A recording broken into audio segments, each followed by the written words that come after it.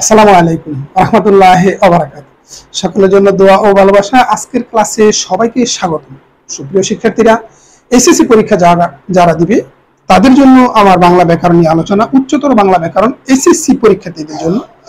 আমি আজকে তোমাদের জন্য আলোচনা করব সব বাক্যের মধ্যে শব্দের শ্রেণী রেখো, শব্দের ব্যাকরণিক শ্রেণী নির্দেশ করো। নিম্ন রেখো শব্দের ব্যাকরণিক শ্রেণী নির্দেশ করো।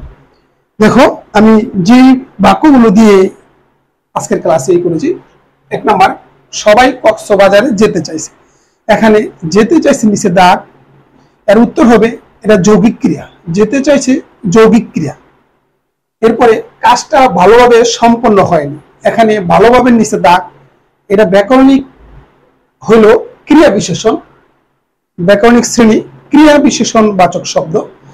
এরপরে আকাশটা কালো মেঘে ঢাকা, এখানে কালো নিচে দাগ বিশেষণ, এখানে কালো, এই বাক্যে কালো বিশেষণের কাজ করেছে।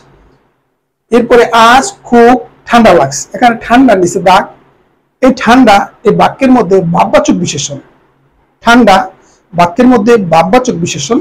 এরপর সূর্য কিরণ শুষিতেছে জল, এখানে শুষিতে নিচে দাগ, বাক্যের মধ্যে এই শুষিতেছে শব্দটা ক্রিয়া বাচক শব্দ হিসেবে কাজ করতেছে। তারপরে আজ নয় কাল তুমি আসবে, এখানে নয়ের নিচে দাগ, এটা যোজক, যুক্ত করা হয়েছে, যোজক। অধিক ভোজন অনুচিত, এখানে ভোজনের নিচে দাগ, এই বাক্যে এই ভোজন ক্রিয়াবাচক বিশেষের কাজ করেছে। এরপরে আমাদের ছোট গায়ে ছোট ছোট গড়, এখানে ছোট ছোট গড়ের নিচে দাগ, বিশেষণ, নির্ধারক বিশেষণ, বিশেষণ।